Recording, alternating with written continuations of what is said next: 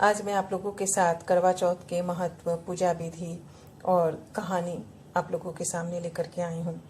हिंदी पंचांग के अनुसार कार्तिक मास में कृष्ण पक्ष की चतुर्थी तिथि को करवा चौथ का व्रत किया जाता है। इस बार करवा चौथ का व्रत 24 अक्टूबर रविवार को रखा जाएगा। करवा चौथ का व्रत सुहागिन महिलाओं के लिए बहुत मायने रखता है। इस दिन शादीशुदा महिलाएं अपनी पति की लंबी उम्र और सुखी वैवाहिक जीवन की कामना के लिए निर्जला व्रत रखती हैं। इस दिन सुबह से ही महिलाएं निर्जला उपवास रखती हैं, शाम के समय व्रत कथा आदि करती हैं और रात में चंद्रमा के दर्शन के बाद ही व्रत का पारण करती हैं।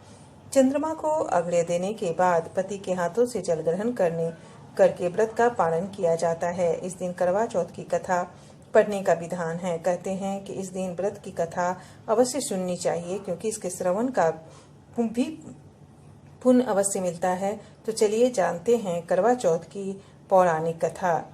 करवा चौथ की पौराणिक कथा के अनुसार बहुत समय पहले की बात है।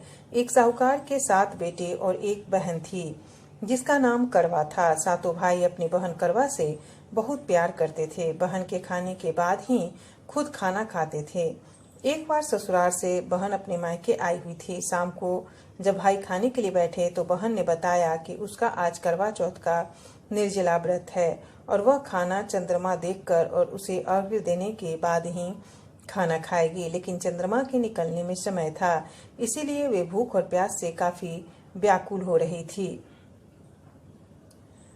छोटे भाई से नहीं देखी जाती है बहन की हालत, सातों भाइयों से बहन की हालत नहीं देखी गई। ऐसे में सबसे छोटा भाई दूर पीपल के पेड़ के पीछे दीपक जलाकर छलनी की ओट में रख देता है। दूर से देखने पर ऐसा लगता है जैसे चतुर्थी का चांद दिख रहा हो। इसके बाद भाई ने आकर अपनी बहन को बताता है कि चांद निकल आया है, तुम उसके दर्शन करके उसे अर्घ्य देकर भोजन कर लो।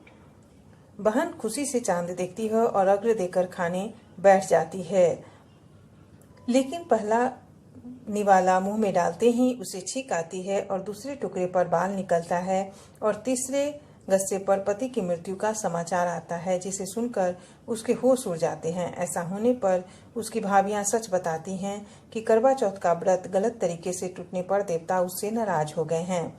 जब करवा को इस सच्चाई का पता लगता है तो वे निश्चय करती है कि वे अपने पति का अंतिम संस्कार नहीं होने देगी और अपने सतीत्व से उन्हें पुनर्जीवित जीवन दिलाकर ही रहेगी। ये प्रण लेने के बाद वो पूरे 1 साल तक अपने पति के शव के पास बैठी रहती है। पति के ऊपर उगने वाली सुईनुमा घास को वह एकत्रित करती जाती है। अगले साल कार्तिक कृष्ण चतुर्थी फिर से आने पर वे पूरे विधि विधान के साथ करवा चौथ माता का व्रत रखती है। उसके फलस्वरूप उसका पति जीवित हो उठता है। तभी से हर सुहागिन महिला करवा चौथ का व्रत पूरे नियम के साथ रखती हैं।